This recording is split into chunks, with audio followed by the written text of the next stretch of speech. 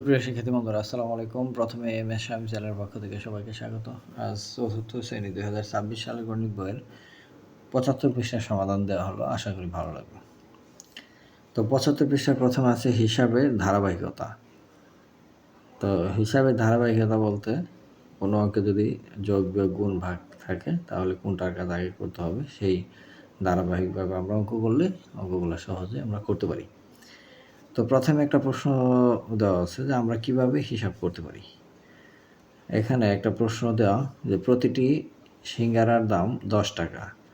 আমি 12টি সিঙ্গারা কিনে দোকানিকে 200 টাকার একটি নোট দিলাম। আমি কত টাকা ফেরত পাবো? এটা হচ্ছে এটা মানে ডাক। এই ডাক থেকে আমাদের হিসাবটা এখানে রাফি একটা হিসাব দেখায় যে 200 বিয়োগ আর এইখানে কয়টা 10টা কিনছে, প্রতিটার দাম হচ্ছে 12 টাকা।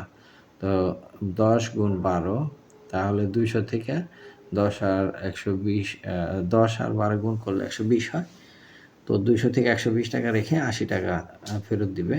তো আমি এভাবে করেছি তুলি। আর তুলি যেভাবে করছে এটা রাফি করছে, আর এটা হচ্ছে তুলি।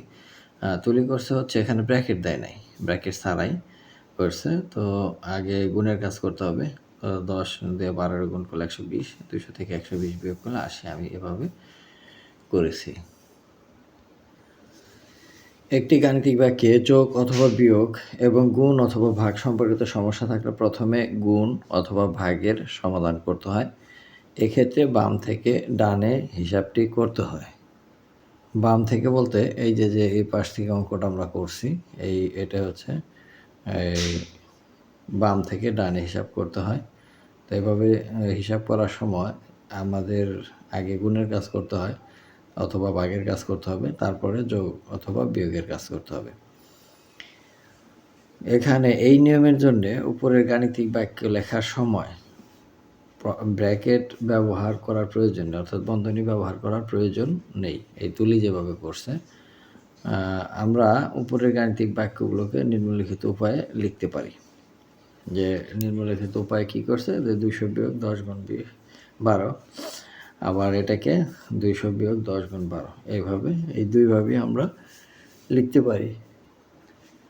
এখন 1 নম্বর, একটি ইলিশ মাছের দাম 1200 টাকা, এক জোড়া কবুতরের দাম 330 টাকা। একটি ইলিশ মাছ ও একটি কবুতর কিনলে মোট কত টাকা খরচ হবে? তো একটি ইলিশ মাছের দাম কত? 1200 টাকা। তাহলে এখানে এই যে 1200 টাকা লিখলাম। আর বলছে যে এক জোড়া কবুতর মানে দুইটা কবুতরের দাম 330 টাকা। তাহলে এখানে বলছে যে একটি কবুতর, তাহলে অর্ধেক দাম হবে, 2 দিয়ে ভাগ হবে। তাহলে এক জোড়া কবুতরের দাম 330 টাকা, আর একটা কবুতরের দাম হচ্ছে 2 দিয়ে ভাগ দিতে হবে। তো এই অঙ্কটা ক্যালকুলেশন করলে এরকম আসে। প্রথমে 1200 আর যোগ হচ্ছে 330 ভাগ 2। তো এই 1200কে 330কে প্রথমে 2 দ্বারা ভাগ দিতে হবে। এখানে 1200 যোগ হচ্ছে 330-এর অর্ধেক হচ্ছে 165। তো এখানে এই দুইটা যোগ করলে হয় 5, 5 আর হচ্ছে 6, 6, 1, 3, 1, 1365 টাকা। এবার 2 নম্বর, একটি বাঁধাকপির দাম 45 টাকা এবং একটি কুমড়ার দাম 78 টাকা হলে 2টি বাঁধাকপি ও 3টি কুমড়ার দাম কত? তাহলে একটি বাঁধাকপির দাম 45 টাকা, বাঁধাকপি কিনছে হচ্ছে 2টা, তাহলে 145 গুণ হচ্ছে 2। আর এখানে বলছে যে একটি কুমড়ার দাম 78 টাকা, কুমড়া কিনছে 3টে, তাহলে 78 গুণ হচ্ছে 3। মোট দাম বের করতে বলছে। তো এই অঙ্কটা যদি আমরা ক্যালকুলেশন করি তাহলে এভাবে করব যে প্রথমে এই 145 গুণ 2, 145 গুণ 2 আর 78 গুণ 3, এখন 145-এ 2 দিয়ে গুণ দিলে 5 দুগুণে 10 আর 4 দুগুণে 8 আর 1-এ 9 আর 2 অক্ষে 2 এই যোগ আর 3 দিয়ে গুণ দিলে 3 8 24 আর 3 7 21 22 23 এই হচ্ছে গুণফল।